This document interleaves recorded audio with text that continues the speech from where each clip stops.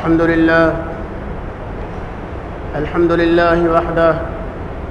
والصلاة والسلام على من لا نبي بعده أما بعد فأعوذ بالله من الشيطان الرجيم بسم الله الرحمن الرحيم إن الدين عند الله الإسلام صدق الله العظيم۔ محترم سامعین کرام، بزرگوں اور دوستو، کل اگست کی 15 تاریخ ہے اور اس ملک کے اندر جب 15 تاریخ آتی ہے اگست کی، تو یہ 15 تاریخ ہندوستان اور اس ملک کے رہنے والوں کے لیے ایک نئی تاریخ لے کر کے آتی ہے۔ اس کے پیچھے ایک پوری تاریخ انسان کے ذہن کے اندر آتی ہے، اور جب یہ تاریخ آتی ہے تو اس ملک کے رہنے والے لوگ، اس ملک کے اندر بسنے والے لوگ، اس ملک کے اندر حکومت کرنے والے لوگ، تمام لوگ ملک مل کر کے اس تاریخ کے اندر جشن آزادی مناتے ہیں۔ اس تاریخ کے اندر ہندوستان اور یہ ملک انگریزوں کے چنگل سے آزاد ہوا تھا، اس لیے اس دن کو اور اس تاریخ کو بطور یادگار اس ملک کے رہنے والوں نے یاد رکھا ہے اور برابر اس کی خوشیاں مناتے ہوئے 70 سال سے زائد سے چلے آ رہے ہیں۔ لیکن صرف خوشیاں منا لینا کافی نہیں ہے۔ ہندوستان کن حالات سے گزر رہا تھا اور اس ملک کو آزاد کرانے کے لیے کیا کیا قربانیاں یہاں کے رہنے والوں کو دینی پڑی ہیں، کتنی جانیں نچھاور کی گئی ہیں، کتنی عورتیں اپنے شوہروں کو کھو چکی تھیں، کتنے بچے تھے جو باپ کے سائے سے محروم کر دیے گئے تھے، کتنے مکانات تھے جو تباہ کر دیے گئے تھے، کیا کیا واقعات پیش آئے تھے، کس طرح کے مظالم کا سامنا لوگوں کو کرنا پڑا تھا۔ اس 15 تاریخ کے پیچھے ایک لمبی داستان ہے۔ ہمیں اس داستان اور اس تاریخ کو پڑھنے کی ضرورت ہے، اس لیے کہ وہ قوم جو ترقی کرنا چاہتی ہو، وہ قوم جو دنیا میں آگے بڑھنا چاہتی ہے، اس کے لیے ہمیشہ دو چیزیں لازمی جز بن کر کے رہتی ہیں۔ ایک تو اس کو اپنے اسلاف اور پیچھے کی تاریخ معلوم ہونا چاہیے، اور اس پیچھے کی تاریخ کو سامنے رکھ کر کے آگے کا منصوبہ بنانا چاہیے۔ اگر کوئی قوم اپنی ماضی کی تاریخ کو بھلا بیٹھی ہے، اگر وہ اپنے پیچھے کی تاریخ کو نہیں جانتی ہے، تو وہ قوم کبھی بھی آئندہ مستقبل کے منصوبے صحیح سے بنانے میں کامیاب نہیں ہو سکتی ہے۔ اللہ تعالیٰ نے محمد الرسول اللہ صلی اللہ علیہ وسلم کو جب اس دنیا کے اندر مبعوث فرمایا اور آپ کو یہ بشارت سنائی گئی کہ اس دنیا کے اوپر حکمرانی آپ کی ہوگی، یہ مکہ اور مدینہ، یہ طائف، یہ ریاض، یہ جدہ، یہ جتنے علاقے ہیں، پورا جزیرۃ العرب آپ کے قبضے کے اوپر آئے گا، آپ کا اقتدار ہوگا۔ اللہ کے نبی علیہ السلام کو یہ بشارت سنانے کے بعد اللہ تعالیٰ نے پچھلے انبیاء کے حالات کا تذکرہ کیا، پچھلی قوموں کے واقعات کا تذکرہ کیا، اور ان ظالم اور جابر بادشاہوں کا تذکرہ کیا جن کے ظلم و ستم کو جھیل کر کے قومیں آگے بڑھی تھیں۔ اللہ کے نبی علیہ السلام کو ماضی کی بہت ساری داستانیں سنائی گئیں، پوری تاریخ سنائی گئی، اور کہا یہ ماضی کی تاریخ کو سامنے رکھ کر کے آپ آئندہ کے منصوبے بنایا کیجئے، اور اسی منصوبے کے مطابق آپ اپنے آپ کو آگے بڑھانے کی کوشش کیجئے۔ ہندوستان کی تاریخ، اس ملک کی آزادی کی تاریخ، آج ہماری نوجوان نسل، جو لوگ آزادی میں شریک ہوئے تھے، تقریباً وہ ایک ایک کر کے دنیا سے رخصت ہو چکے ہیں، کچھ تھوڑے بہت باقی ہوں گے تو ہوں گے۔ ہماری موجودہ جو نسل ہے، اس میں سے بعض نوجوان اور بعض پڑھے لکھے لوگ یہ کہتے ہیں کہ آخر جنگ آزادی کے اندر مسلمانوں کا کیا کردار رہا ہے، انہوں نے کیا کیا ہے؟ کیوں؟ اس لیے کہ ان کو اسکولوں اور کالجوں کے اندر جو نصاب پڑھایا گیا، جو سلیبس ان کو پڑھایا گیا، جو تاریخ ان کو پڑھائی گئی وہ چند نام ہیں جو 70 سال سے رٹتے ہوئے چلے آ رہے ہیں، وہی چند نام ان کو بتائے گئے، حقیقی جو تاریخ تھی اس تاریخ سے ان کو آگاہ نہیں کیا گیا۔ اور یہ کوئی اتفاقی واقعہ نہیں تھا، جان بوجھ کر 70 سالوں سے مسلمانوں کی تاریخ کو خاص طور پر مٹانے کی کوشش کی گئی اور تاریخ سے ان کے واقعات کو ہٹانے کی کوشش کی گئی اور آنے والی نسلوں کو مسلمانوں کی تاریخ سے ناواقف رکھنے کی پوری کوشش کی گئی، اور اسی کا نتیجہ یہ نکلا کہ آج ہمارے لوگ اپنی تاریخ سے ناواقف ہیں۔ ان کو نہیں معلوم ہے کہ ہندوستان کی آزادی کی جدوجہد کہاں سے شروع ہوتی ہے، سب سے پہلے اس کا آغاز کس نے کیا تھا، اور 200 سال کے اندر سب سے پہلا جو 100 سال ہے اس میں جدوجہد آزادی کا سب سے بڑا کردار کس نے نبھایا تھا، یہ نہیں معلوم ہے۔ اس لیے کہ تاریخ ہم نے پڑھی نہیں ہے، ہم تاریخ پڑھنے کا جذبہ نہیں رکھتے ہیں، ہم تاریخ پڑھنا چاہتے نہیں ہیں، اس لیے کہ ہم اردو بولنے والے لوگ ہم خود اردو کو اپنے پیروں کے نیچے روندنے کے لیے تیار ہیں۔ ہمارے وہ ٹیچرز جو اردو میڈیم اسکولوں میں پڑھاتے ہیں، اردو کے نام پر روٹیاں کھاتے ہیں، اردو کے نام پر حکومتوں سے موٹی موٹی تنخواہیں لیتے ہیں، وہ اپنی اولادوں کو انگلش میڈیم میں پڑھاتے ہیں اور ان کی اولادیں اردو سے ناواقف ہیں، اور جب وہ اولادیں باہر آتی ہیں سماج میں، ان سے کوئی کہتا ہے بھائی پڑھو تو کہتے ہیں ہم کو اردو نہیں، فخر کے ساتھ کہتے ہیں ہم کو اردو زبان نہیں۔ افسوس ہے اس شخص کے اوپر جس کو اردو نہیں آتی ہے۔ صرف اردو نہ جاننا مسئلہ نہیں ہے، اردو کے نہ جاننے کا مطلب یہ ہے کہ یہ شخص بے دین ہوگا، اس کو دین کی کتابیں پڑھنے کا موقع نہیں ملے گا، یہ دین کی کتابیں پڑھ نہیں سکتا، اس لیے کہ ہندوستان کے اندر سب سے زیادہ دینی مواد کی کتابیں اردو زبان کے اندر ہیں۔ اگر کوئی اس ملک کا رہنے والا باشندہ اردو نہیں جانتا ہے، گویا کہ اس نے اپنے فکر و سوچ کو انگریزوں کے یہاں گروی رکھ دیا ہے۔ جب ہم کو اردو زبان آتی نہیں ہے تو ہم تاریخ پڑھیں گے کہاں سے؟ آپ کو معلوم ہونا چاہیے کہ 1601 سے یہاں پر انگریزوں کا آنا شروع ہوا ہے۔ 1601 سے جب انہوں نے یہاں اپنا داخلہ شروع کیا ہے اور دھیرے دھیرے بڑھتے نتیجہ یہاں تک پہنچا ہے کہ انہوں نے تقریباً 100 تاجروں نے، انگلستان کے 101 تاجروں نے 30,000 پونڈ کا سرمایہ جمع کر کے ہندوستان کے اندر ایک کمپنی بنائی جس کا نام رکھا ایسٹ انڈیا کمپنی۔ اور بنگال اس وقت یہ تقریباً ہندوستان کے اندر اس کا بہت اونچا مقام تھا، انہوں نے ہندوستان کو اپنی پناہ گاہ بنایا اور تجارت کے نام پر وہ یہاں ہندوستان کے اندر آئے، اور اس وقت جو مغلیہ سلطنت کے سربراہ ہوا کرتے تھے، بادشاہ ہوا کرتے تھے، ان سے یہاں رہنے کا پروانہ حاصل کیا کاروبار کے بہانے سے، لیکن پھر دھیرے دھیرے اپنی فوجی طاقت کو بھی اس کمپنی کے اندر بڑھاتے رہے۔ نتیجہ یہاں تک پہنچا کہ 1757 کے اندر جنگ پلاسی کا واقعہ پیش آتا ہے اور نواب سراج الدولہ اپنی فوج کا جو جرنل تھا، سپہ سالار تھا، اس کی غداری کی بنیاد پر نواب سراج الدولہ شہید کر دیے جاتے ہیں۔ یہ وہ شخص ہے، سب سے پہلا وہ شہید ہے جو انگریزوں کے خلاف لڑتا ہوا شہید ہے اور جس کو مسلمان کہا جاتا ہے۔ زمانہ اور آگے بڑھتا ہے، اس بیچ میں بہت سارے واقعات پیش آئے۔ سن 1799 کے اندر نواب سلطان ٹیپو شہید رحمت اللہ علیہ یہ انگریزوں کے خلاف جہاد کرتے ہوئے زبان سے یہ کہتے ہوئے شہید ہو جاتے ہیں کہ گیدڑ کی 100 سالہ زندگی سے شیر کی ایک لمحے کی زندگی بہتر ہے۔ اور جس دن سلطان ٹیپو شہید کی شہادت کا واقعہ پیش آیا، انگریز فوج کا جو جنرل تھا اس نے کہا، برجستہ اس نے کہا کہ آج سے ہندوستان ہمارا ہے، آج سے ہندوستان ہمارا ہے۔ یہاں تک کہ اسی طرح ان کے جب یہ قبضہ کر لیا انہوں نے بنگال پر تقریباً، اس کے بعد یہاں جو ان کے مظالم شروع ہوئے، جس طرح انہوں نے وحشتناک طریقے سے لوگوں کے خلاف سزائیں دی لوگوں کو، جس طرح لوگوں کو ظلم و بربریت کا نشانہ بنایا، جس طرح بغیر کسی غلطی کے لوگوں کو قتل کیا، لوگوں کی غارتگری کا شکار بنایا، ایک پوری داستان ہے۔ زمانہ اور آگے بڑھتا ہے، جب ان کی طاقت اور مضبوط ہوتی ہے تو 1800 کے اخیر میں دہلی پر قبضہ کرنے کے لیے یہاں سے روانہ ہوتے ہیں۔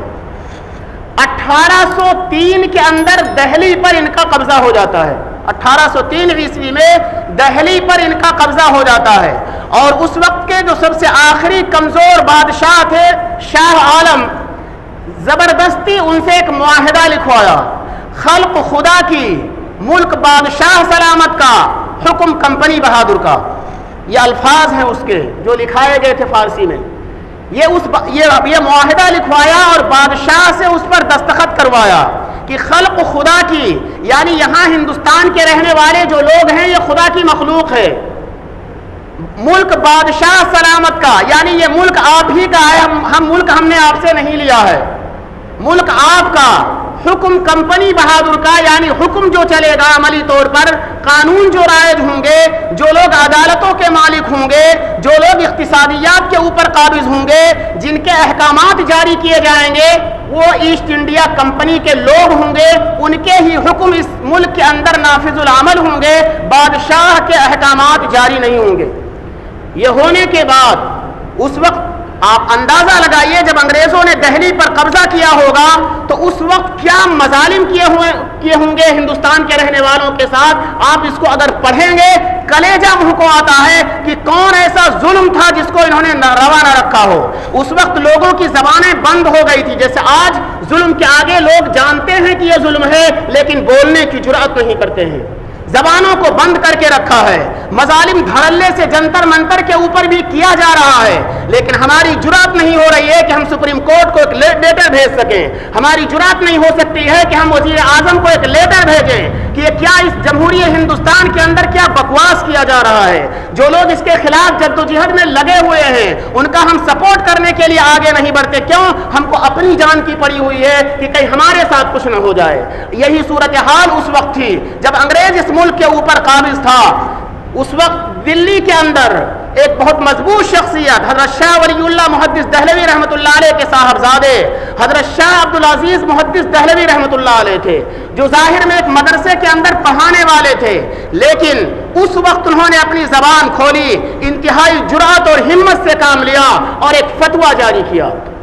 کہ اب یہ ہندوستان، یہ ملک دارالحرب بن چکا ہے، اس لیے کہ یہاں پر اب بادشاہ کا حکم نہیں چلتا ہے. عدالتوں میں انگریزوں کے لوگ بیٹھے ہوئے ہیں، سارے احکامات انگریزوں کے مطابق چلائے جا رہے ہیں. گرچہ نمازیں پڑھنے کی آزادی ہے، قربانی کرنے کی آزادی ہے، یہ جو موٹے موٹے جو دین کے شعائر ہیں وہ اگرچہ باقی ہیں، لیکن عملی طور پر بادشاہ کا کچھ باقی نہیں رہ گیا ہے. اس لیے اب یہ ملک دارالحرب بن چکا ہے. ہندوستان کے رہنے والوں کو انگریزوں کے خلاف جدوجہد کرنا یہ فرض ہو چکا ہے. آپ یاد کیجئے 1757 سے لے کر 1857 تک پوری 100 سالہ دور کے اندر تنے تنہا جس نے سب سے بڑا کردار ہندوستان کی آزادی کے لیے ادا کیا ہے وہ مسلمان ہیں، اور بالخصوص علماء نے لیڈرشپ کا کام کیا ہے، لیڈنگ کی ہے، لوگوں کی آگے بڑھ کر کے قائدانہ رول ادا کیا ہے. اور پھر اس کے بعد 1857 کی ناکامی کے بعد پھر دوسرے لوگ آنا شروع. اسی لیے تاریخ لکھنے والوں نے لکھا ہے کہ ہم دفاعیانہ انداز اختیار کرنے کی پوزیشن میں نہیں ہیں. ہم بڑھ کر کے یہ کہہ سکتے ہیں کہ جتنا ہم نے ہندوستان کی آزادی کے لیے خون بہایا ہے، دیگر قوموں نے مل کر کے اتنا پسینہ بھی نہیں بہایا ہے. اس لیے کہ آپ تاریخ، ہمارے لوگوں کی تاریخ چھوڑ دیجئے، انگریزوں نے جو تاریخ لکھی ہے آپ اس تاریخ اٹھا کر کے پڑھ لیجئے. انگریز نے خود اس بات کا اعتراف کیا ہے کہ اس ملک کے اندر اگر مسلمان آگے نہ بڑھتے یہ ملک کبھی بھی آزاد نہیں ہو سکتا ہے. اسی لیے پارلیمنٹ ہاؤس کے اندر، برطانیہ کی پارلیمنٹ ہاؤس کے اندر جب اس پر بحث ہو رہی تھی تو وہاں پر یہ سوال کیا گیا کہ آخر ہندوستان کے اندر ہماری حکومت مستحکم کیوں نہیں ہو رہی ہے، مضبوط کیوں نہیں ہو رہی ہے. تو یہاں کا جو ترجمان تھا، جو انگریز کی طرف سے ہندوستان کے اندر جو افسر متعین تھا، اس نے جو بیان دیا تھا، کہا تھا پہلی چیز یہ ہے کہ ہندوستان کے اندر سب سے زیادہ بیدار مسلمان ہیں، سب سے زیادہ بیدار مسلمان ہیں، لہذا ان مسلمانوں کی بیداری کو ختم کرنا ہوگا، اور مسلمانوں کی بیداری کو ختم کرنے کے لیے دو چیزوں کا ختم کرنا ضروری ہے. نمبر 1 قرآن کو ختم کیا جائے، نمبر 2 علماء کو ختم کیا جائے. چنانچہ 1864 سے لے کر 1867 کے درمیان تقریباً 3 لاکھ قرآن کریم کو انگریزوں نے جلایا، 14,000 علماء کو پھانسی کے پھندے پر لٹکا دیا۔ انگریز مورخین لکھتے ہیں کہ دلی کے اندر صورتحال یہ تھی کہ علماء کو پکڑ کر کے لایا جاتا تھا، 40 علماء کو ایک ساتھ لایا جاتا تھا اور کڑاہا رکھ دیا جاتا تھا، اس میں تیل کھول رہا ہوتا تھا، 40 کے کپڑے اتروائے جاتے تھے اور کہا جاتا تھا دیکھو یا تو انگریز کے خلاف فتویٰ دینا بند کرو، انگریزوں کے خلاف جہاد کا جو فتویٰ دے رہے ہو اس کو بند کرو، نہیں تو اس میں سب کو 40 کو ایسے ڈال دیا جائے گا۔ انگریز نے لکھا ہے کہ 40 کے 40 کو ایک بعد دیگرے اس کھولتے ہوئے تیل میں ڈال دیا گیا، لیکن کسی ایک نے بھی انگریز کے سامنے گردن نہیں جھکائی، کسی نے نہیں کہا کہ ہاں ہم آج سے حرکت نہیں کریں گے، سب کے سب اس کھولتے ہوئے تیل میں تل دیے گئے، لیکن ایک بھی عالم نے انگریز کے سامنے اپنی گردن کو نہیں جھکائی۔ اس کے بعد 40 کو اور لایا گیا، کہا گیا دیکھا ہے تم نے کیا حشر کیا گیا ہے، 40 کو بھی تمہارے سامنے اس کھولتے ہوئے تیل میں ڈال دیا گیا ہے، تمہارا انجام بھی یہی ہونے والا ہے۔ پھر دوسرے لائے گئے، ان سے یہ سوال کیا گیا،